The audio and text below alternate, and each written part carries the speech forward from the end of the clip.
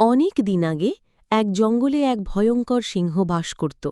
সে প্রতিদিন জঙ্গলের পশুদের ধরে খেয়ে ফেলত। সবাই খুব ভয় পেত। শেষে পশুরা মিলে ঠিক করল প্রতিদিন একজন করে প্রাণী সিংহের কাছে যাবে। তাহলে আর কাউকে অত কষ্ট করে পালাতে হবে না। একদিন খরগোশের পালা এলো। খরগোশ ছিল ছোট কিন্তু খুব বুদ্ধিমান। সে ইচ্ছে করে দেরি করে সিংহের গুহায় গেল। সিংহর আগে গর্জে উঠল, এত দেরি হলো কেন?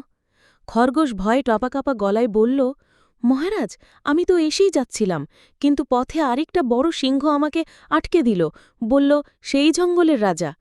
সিংহ রাগে আগুন হয়ে বলল, কোথায় সেই সিংহ? আমাকে দেখাও।